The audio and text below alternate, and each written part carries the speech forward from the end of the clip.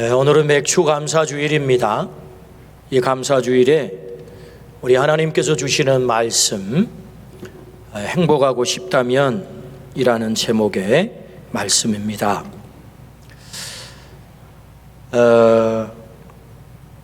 2020년 3월 9일 OECD가 발표한 삶의 질 보고서는 한국인의 삶의 만족도를 10점 만점에서 6.1점을 주었습니다.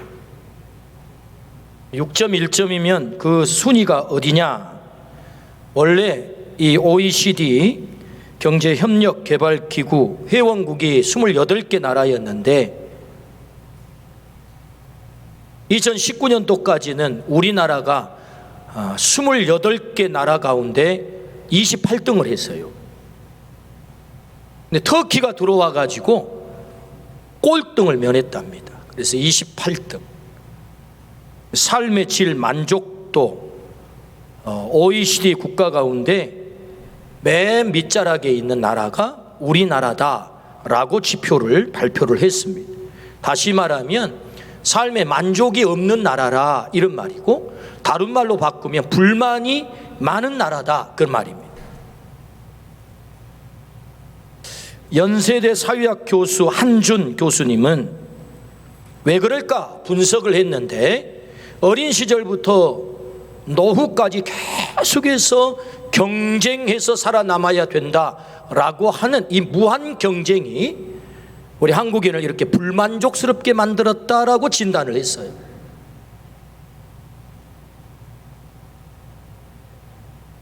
현재 우리나라는 대통령 선거로 지금 뜨거워지고 있습니다. 후보들의 출마비언을 듣다 보면 와, 우리나라 곧 천국 되겠네 그런 생각이 듭니다.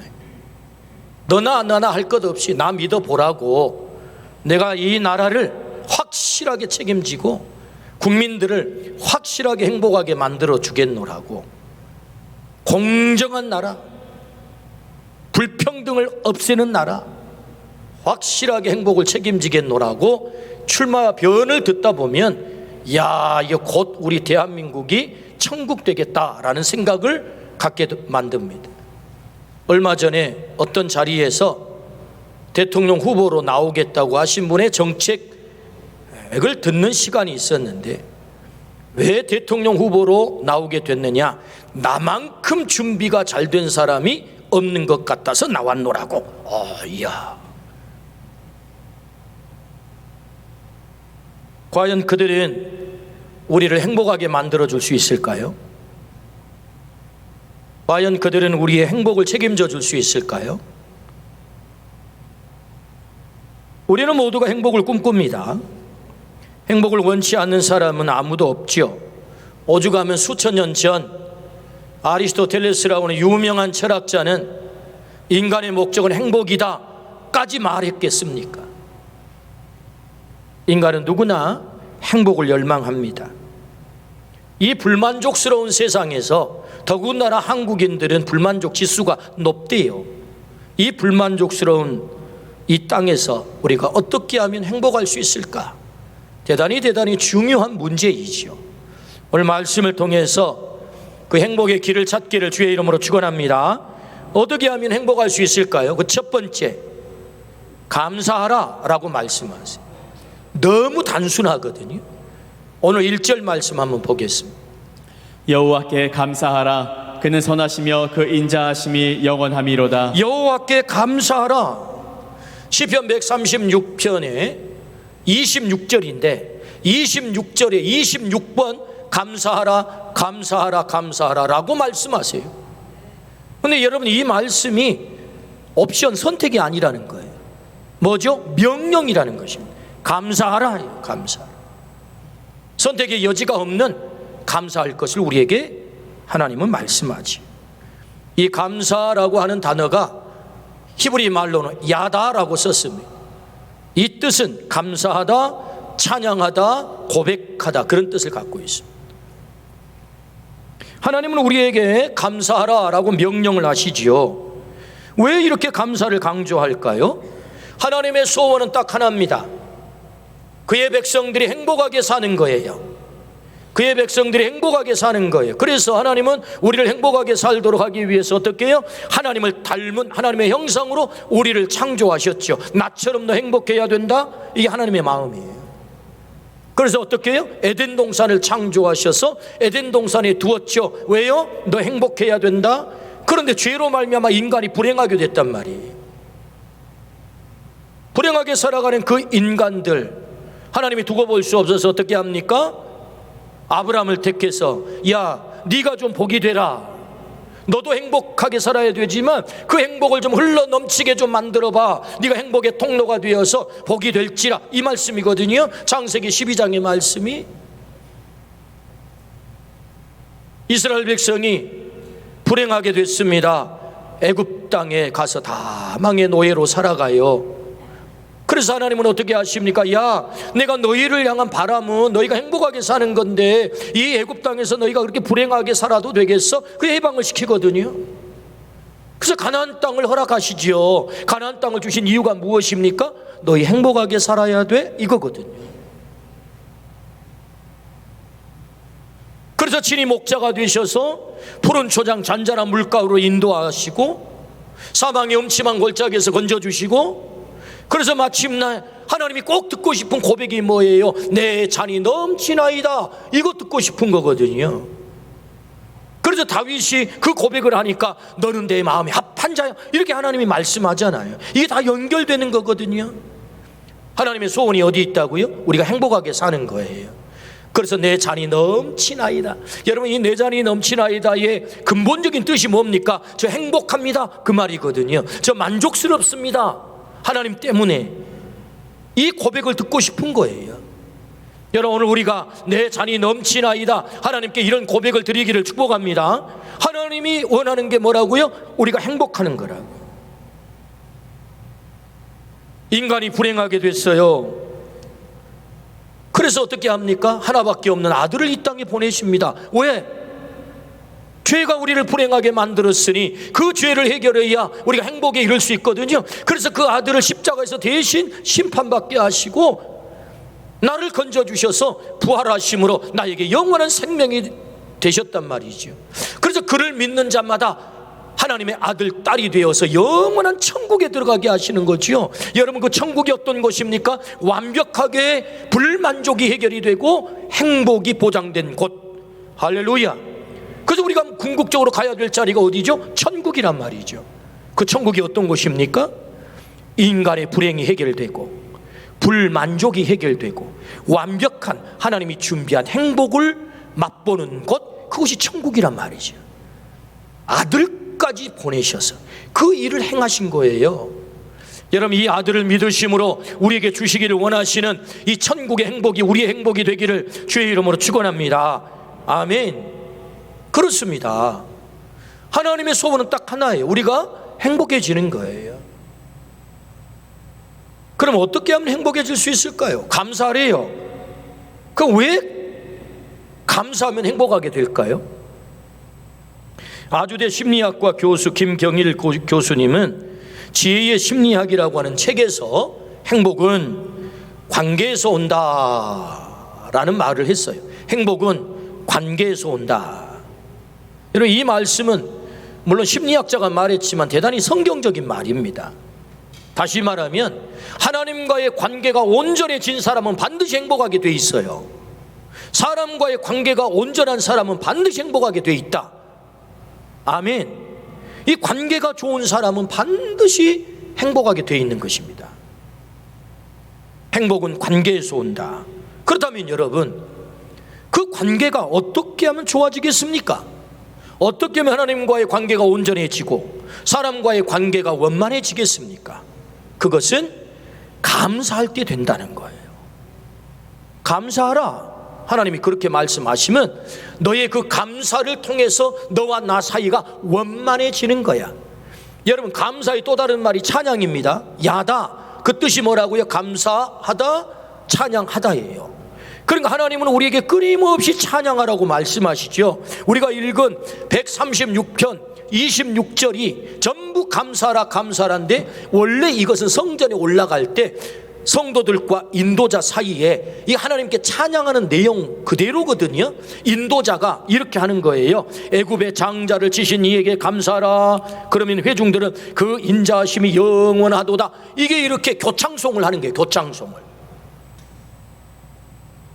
하나님께 찬양할 때, 하나님께 감사할 때 하나님과 우리 사이의 관계가 원만해지고 온전해져서 너 행복할 수 있어, 이런 거거든요. 감사하면 행복하게 된다. 어떻게? 그 관계가 온전해져서. 저는요, 밥을 참 잘 얻어먹고 다닙니다. 제 아내가 정말 정성을 다해서 매 끼마다 참 맛있는 밥을 언제나 잘 지어줘요. 그래서 제가 밥을 잘 얻어먹고 다니거든요. 잘 밥을 얻어먹고 다니는 것이 그냥 된 게 아닙니다, 여러분. 제 아내가 밥을 지어내서 저에게 밥을 먹게 하면 언제나 여보 너무 잘 먹었어요, 감사해요. 이 감사가 맛있는 밥을 얻어먹게 만들거든요. 나이가 많지는 않습니다만 나이가 조금 들다 보니까 옛날 어머니가 해주신 그런 요리가 먹고 싶어요. 옛날 그 맛 있잖아요. 그래서 어느 날 이 전라도 음식과는 완전히 담을 쌓은 제 아내에게, 고향이 경상도니까 전라도 음식을 잘 몰라요. 보도 듣도 먹어보지도 못한 요리를 제가 주문했다니까요. 역시 큰일 날 얘기입니다. 여보 나 이거가 먹고 싶어. 그게 뭔데요?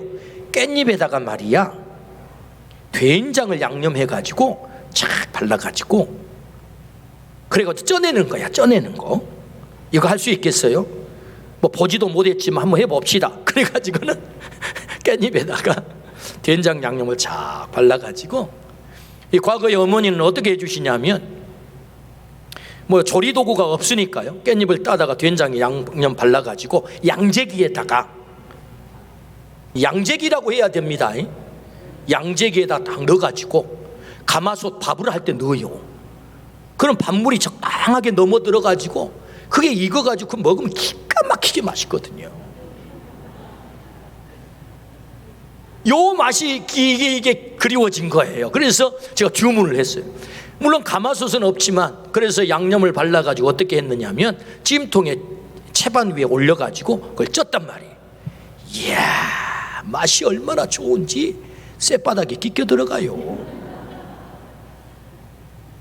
그래가지고 제가 여보 너무 감사해. 이런 맛을 맛보다니, 몇십 년 만에 이런 맛을 맛보다니. 당신 이런 보도 듣도 먹어보지도 않은 맛인데 어떻게 이 맛을 살려냈냐고 막 칭찬을 하고 감사를 했더니 한참 시간이 지났어요. 근데 어느 날 또 보니까 그 반찬이 나온 거요. 감사하니까 나오더라니까요. 여러분, 감사하면 관계가 좋아지고, 관계가 좋아지게 되면 사랑하는 사람을 위해서 뭔가를 하고 싶어지거든요. 주문하지 않아도 나와요. 여러분, 행복은 관계에서 옵니다. 아내와 남편 사이의 관계가 좋으면 어찌 행복하지 않을 수 있겠습니까? 자녀가 부모에게 감사하고 부모가 자녀에게 감사한다면 여러분, 그 관계가 어찌 좋지 않을 수 있겠어요? 여러분, 그 좋은 관계를 통해서 어찌 또 행복하지 않을 수 있겠습니까? 직장에 가서 상사에게 감사하고, 상사가 하급자에게 감사하고, 동료 간에 서로 감사하고, 그 직장이 감사의 직장이 된다면 어찌 그 직장이 일하고 싶은 직장이 되지 않겠습니까? 그 직장이 어찌 행복하지 않겠습니까? 아, 빨리 가서 일하고 싶어, 이러지 않겠습니까? 관계가 좋아진다면요. 그 관계가 어떻게 좋아지는 거예요? 감사할 때. 감사하기를 주의 이름으로 축원합니다. 여러분, 감사라고 말씀하세요. 왜 이렇게 감사를 강조합니까? 26번이나 감사하라. 그것은 그 감사가 하나님과의 관계를 원만하게 온전하게 만들어 너 행복할 수 있는 거야 라고 말씀하거든요. 여러분, 하나님께 감사하기를 축복합니다. 그래서 예배에는 찬양이 빠지지 않지요. 하나님께 감사가 빠져서는 안 된다, 그 말입니다. 맥주 감사주의를 지키면 무엇입니까? 하나님께 감사할 때 그분과의 관계가 원만해지게 되고 그 열매로 우리가 행복을 누리게 되는 거지요. 할렐루야, 아멘. 그러므로 감사하기를 원한다, 행복하기를 원한다면 감사가 있기를 주의 이름으로 축원합니다. 그렇다면 여러분, 뭘 감사해야 될까요? 여러분, 이 감사란 그저 뜬구름 잡는 식의 감사가 아니거든요. 두 번째, 뭘 감사해야 될까? 그 첫 번째는요, 비천한 자리에서 구원을 감사하라. 비천한 자리에서 구원을 감사하라. 오늘 23절입니다. 우리를 비천한 가운데에서도 기억해 주신 이에게 감사하라. 그 인자하심이 영원함이로다. 아멘. 이스라엘 백성들은 정말 비천한 자들이었죠. 430년 동안 노예살이를 해야 됐으니, 종살이를 해야 됐으니 여러분 얼마나 비참했겠습니까? 당시의 노예는요 너무나 처참합니다. 애를 낳아서 죽여야 돼요. 사내 아이는 다 죽여라. 여러분 생각해 보세요. 자식을 낳아가지고 내 손으로 죽여야 되니 이 생활이 이게 사람이 사는 생활이겠습니까? 종은 자기 뜻이 없습니다. 자기 소유도 없습니다. 자기 자식도 자기 자식이 아닙니다. 그것이 종이고 노예의 비참함이죠. 당시의 역사가들은 기록합니다. 말하는 동물이 종이다. 말하는 동물, 그가 노예고 종이다.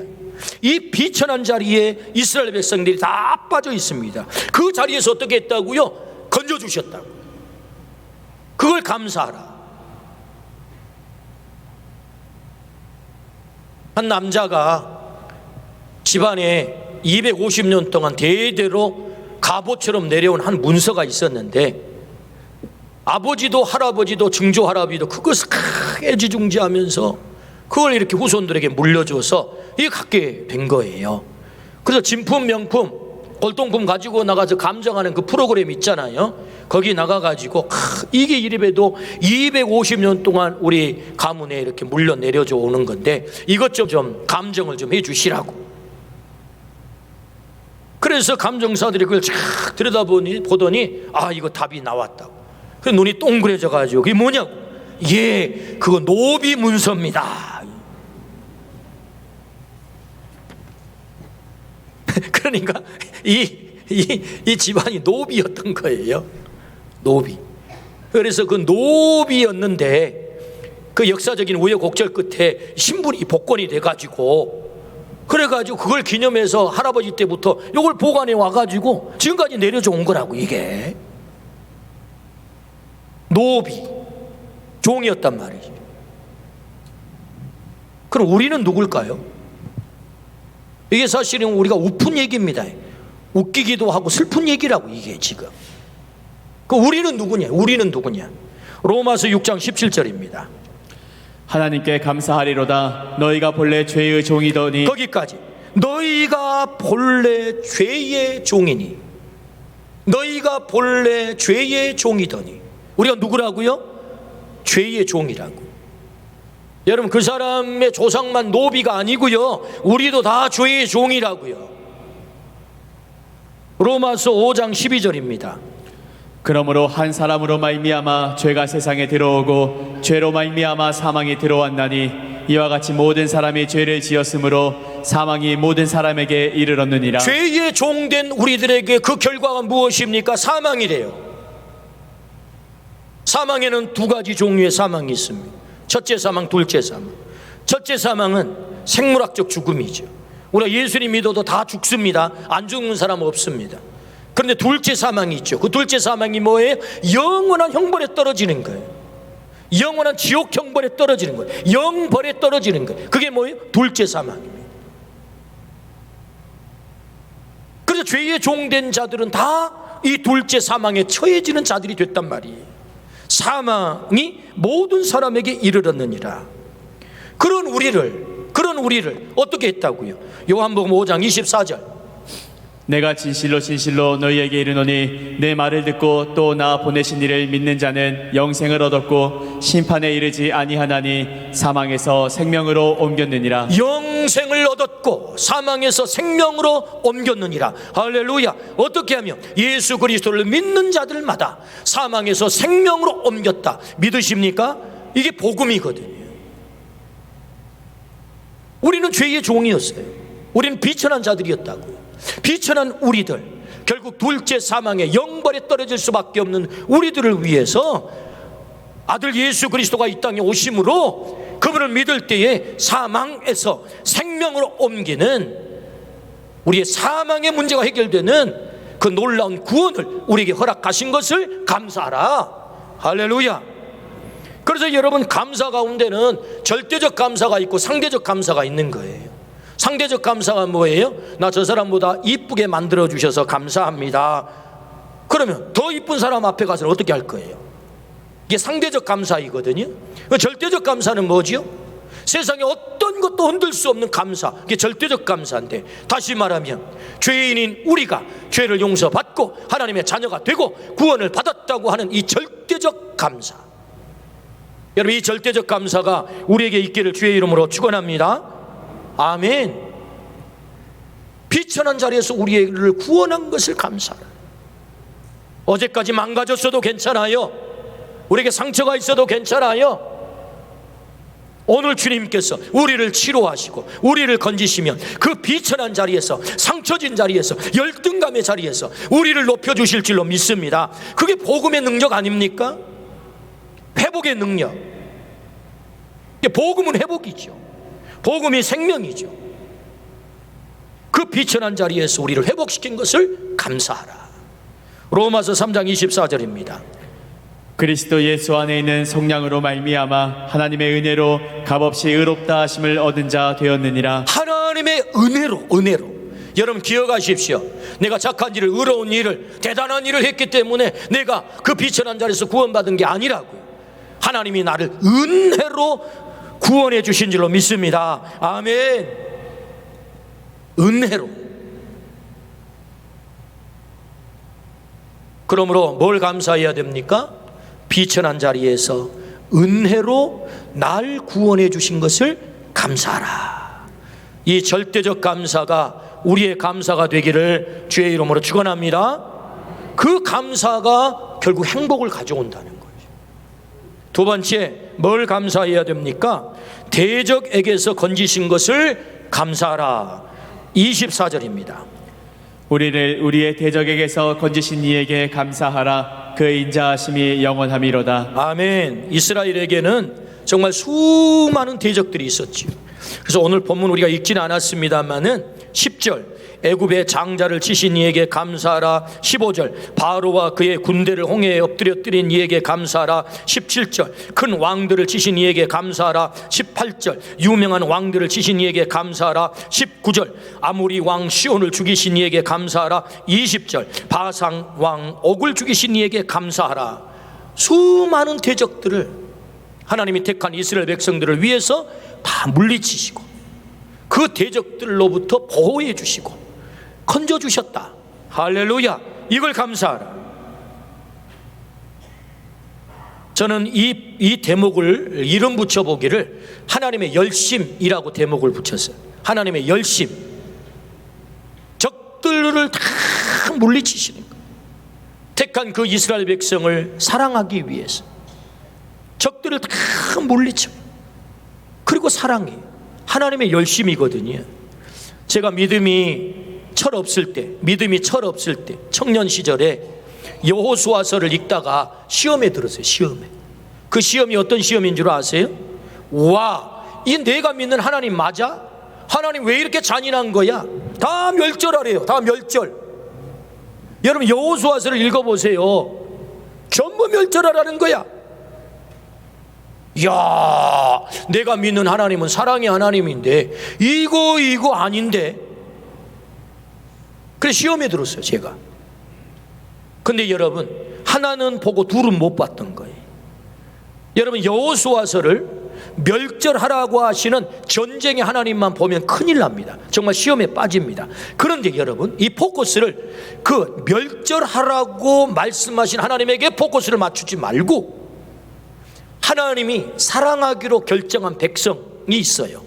하나님이 택한 백성이 있다면 나는 너를 반드시 지킬 거야, 반드시 보호할 거야, 나는 너를 끝까지 사랑할 거야 라고 작정한 정말 사랑의 대상이 있단 말이에요. 근데 그 사랑의 대상이 대단히 미약해요. 부족해요. 스스로는 살아남을 수 없어요. 그래서 어떻게 해요? 사랑하겠다고 작정한 그 사랑의 대상을 위해서 감히 적들이 침범하지 못하도록 적들을 물리치는 거예요. 하나님이. 그게 여호수아서입니다, 여러분. 이게 하나님의 열심인 거예요. 내가 사랑하기로 작정한 그 영혼을, 그 생명을, 그 자녀를 끝까지 보호하고 지키시는 하나님의 열심, 사랑. 그래서 어떻게 합니까? 그 대적들을 다 물리치잖아요. 오늘 본문에서도. 그걸 감사하라. 하나님은 오늘 또 우리를 보호하시고 우리들을 지키실 줄로 믿습니다. 대적들을 물리쳐 주실 줄로 믿습니다. 지난주 6.25 기념주의 제가 한번 드린 말씀이 있습니다. 한번 드렸지만 5,000년 역사 가운데 우리나라가 1000번의 외침을 받았대요. 여러분, 5,000년 동안 1000번의 외침을 받고도 나라가 건재한 나라는 거의 우리나라가 유일합니다, 여러분. 역사 속에 이렇게 나라가 존재하기가 쉽지 않아요. 여러분, 하나님께서 이 마지막 때에 우리를 쓰시기 위해서, 이 조국 땅을 쓰시기 위해서 대적들을 물리치시고 지키신 줄로 믿습니다. 아멘. 어디 나라만 그렇습니까? 우리 개인에게도 얼마나 많은 대적들이 있습니까? 성경 공중 권세 잡은 자와의 영적 싸움이라고 말씀하지요. 마귀가 우는 사자처럼 우리를 삼키기 위해서 사자처럼 입을 벌리고 달려든다고 하잖아요. 우리에게도 대적이 있는 것입니다. 그 대적들로부터 하나님이 우리를 지키시고 건지셔서 오늘 여기 우리로 하여금 하나님을 예배하는 자리에 있게 하신 줄로 믿습니다. 그 대적들로부터 건지신 것을 감사하라, 그런 말씀이거든요. 어두운 밤, 깜깜함을 무서워하는 아들이 하나 있었는데요, 엄마가 그 아들한테 깜깜한 밤에, 아들아, 저 밖에 나가가지고 빗자루 좀 갖다 줄래? 엄마, 나 깜깜한 밤이 무서워요. 괜찮아, 우리 예수님께서 어디에나 계시면서 너를 지켜주실 거야. 그래도 무서워요. 하나님이 너를 지켜주시고 예수님이 지켜주시니까 걱정 없어. 밤에 그 밖에 나가서 빗자루 좀 가져와. 정말 예수님이 지켜줘요? 아, 그렇다니까. 그래서 이 아이가 문을 빼꼼 열고, 예수님 거기 계시면 빗자루 좀 갖다 주세요. 아이의 순진한 믿음이죠. 물론 예수님은 빗자루 안 갖다 줍니다. 그러나 성경의 약속대로 보면 하나님이 우리를 지키시겠다, 하나님이 우리를 보호하시겠다 약속하셨어요. 성경에 뭐라고 말씀합니까? 신명기 32장 10절. 여호와께서 그를 황무지에서 짐승이 부르짖는 광야에서 만나시고 호위하시며 보호하시며 자기의 눈동자같이 지키셨도다. 눈동자같이 지키셨다. 시편 17편 8절. 나를 눈동자같이 지키시고 주의 날개 그늘 아래에 감추사. 눈동자같이 지키실 뿐만 아니라 주의 날개 그늘 아래 감춰주셨다. 이사야 41장 14절. 버러지 같은 너 야곱아, 너희 이스라엘 사람들아, 두려워하지 말라. 나 여호와가 말하노니 내가 너를 도울 것이라. 내 구속자는 이스라엘의 거룩한 이이니라. 우리 아멘 합시다. 아멘. 오늘 이 표현을 좀 보십시오. 절묘하잖아요. 버러지 같은 너 야곱아. 이 야곱아 대신에 우리의 이름을 집어넣는 것이거든요. 우리가 누구라고요? 버러지 같대. 버러지 뭐 어떤 존재입니까? 밟으면 죽어요. 약하거든요. 미약하거든요. 볼품없거든요. 그런데 그 버러지 같은 야곱을 어떻게 하겠다고? 너 두려워하지 마. 내가 너를 지킬 거야. 내가 너를 도와줄 거야. 내가 너를 건질 거야. 하나님이 우리를 대적들로부터 그렇게 건져주실 줄로 믿습니다. 그걸 감사하라고 말씀하세요. 여러분, 이 하나님을 믿고 신뢰하기를 주의 이름으로 축원합니다. 감사할 때 하나님은 우리를 지키실 뿐만 아니라 행복의 열매를 주신다고요. 세 번째, 뭘 감사해야 될까요? 일용할 양식을 주신 것을 감사하라. 25절입니다. 모든 육체에게 먹을 것을 주신 이에게 감사하라. 그 인자하심이 영원함이로다. 아멘. 우리에게 먹을 것을 주셨다. 모든 육체에게 먹을 것을 주셨다. 일용할 양식을 주셨다. 여러분, 사진을 한번 보시겠습니까? 좀 처참한 사진이죠. 6.25 때 찍은 사진인데 아기를 업고 있어요. 아기를 업고 있는 아이도 아기입니다. 옛날에 우리 저러지 않았습니까? 또 사진을 한번 보여주세요.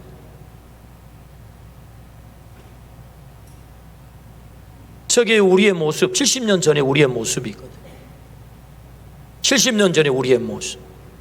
먹고 살 게 없어서 고아가 질비하고 찌그러진 깡통을 들고 밥을 동량 다녀야 했던 우리들의 지난날의 삶. 이게 우리의 모습이거든. 세계에서 가장 가난한 나라. GDP 100달러, 1인당 100달러.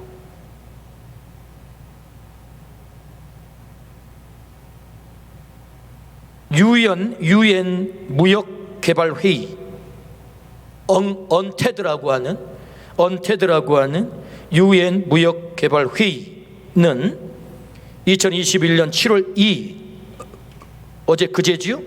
한국의 지위를 개발도상국에서 선진국 그룹으로 변경을 했습니다. 다시 말하면 너희는 세계가 인정하는 선진국이야 라고 인정을 한 거예요. 세계에서 32번째 나라 선진국 대열에 들어간 것입니다. 여러분, 이것은 1964년도에 UN 무역개발회의가 창설이 됐는데, 이 UN 무역개발회의 창설된 이래 57년 만에 최초로 있는 사건입니다. 여러분, 우리나라가 별로 놀라지도 않아요. 벌써 뉴스를 들으셔서 그러신가요? 이건 정말 굉장한 사건입니다. 먹을 것을 줬다는 것입니다. 우리에게 일용할 양식을 줬다는 거예요. 저는 이 말씀을 준비하면서 정말 실감나게 한번 묵상을 해봤어요.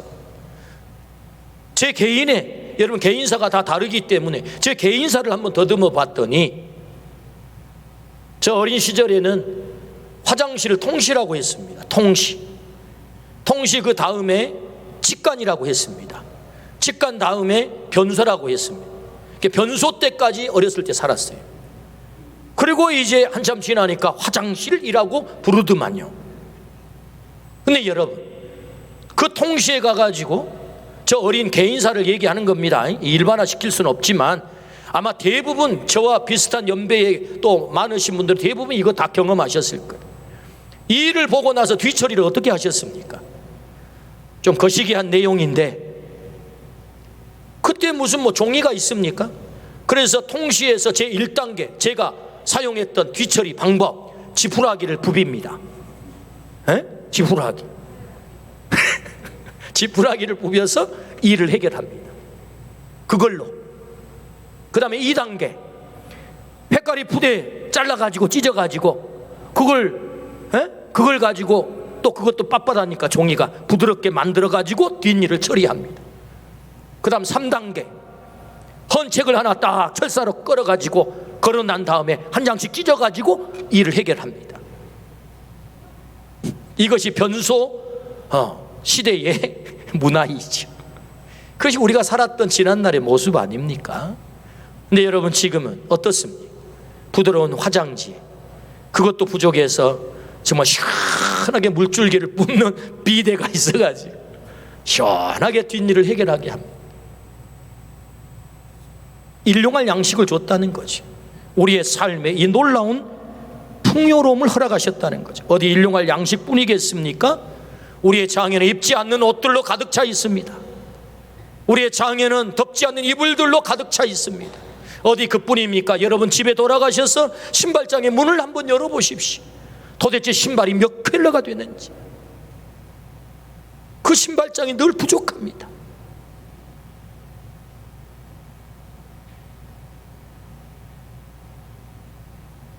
기본적으로 가정에는 냉장고가 2대입니다. 김치 냉장고가 있고 또 하나의 냉장고가 있고, 그 김치 냉장고 혹은 냉장고의 문을 열어보면 거기에 음식이 가득 차 있습니다. 저는 냉장고를 생각하면서 우리 집에는 최초의 냉장고를 언제 사용했나? 저 고등학교를 졸업하고 서울로 올라갔더니 우리 집에 최초의 냉장고가 생겼어요. 280리터짜리. 와, 그 신기하대요. 근데 냉장고는 구입에다 놨는데 별로 넣어놓을 음식이 없는 거예요. 그렇게 해서 냉장고를 첫 경험을 했습니다.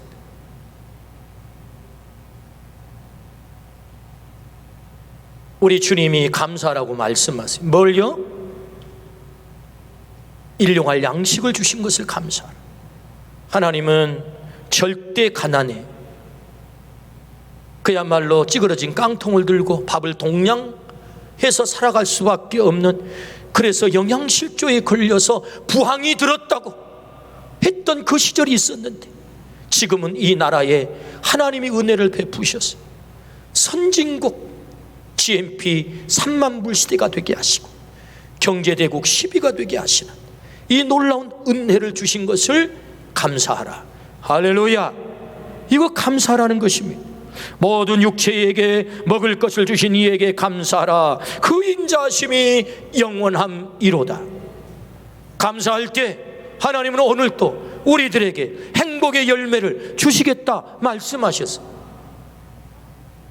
모든 사람이 행복을 갈구합니다. 그러나 다 행복하지는 못합니다. 어떻게 하면 행복할 수 있을까요? 주님이 비방을 말씀하세요. 그게 뭐지요? 감사하라. 감사는 행복의 문을 여는 키입니다. 감사는 행복의 문을 여는 키예요. 가정이 행복하기를 원한다면 감사하십시오. 여러분의 일터가 행복하기를 원한다면 감사하십시오. 절대적 흔들리지 않는 행복을 소유하기를 원한다면 하나님께 감사하십시오. 감사가 우리에게 행복의 문을 열게 하실 것입니다. 그러므로 우리 모두가 감사의 사람이 되기를 주의 이름으로 축원합니다. 아멘.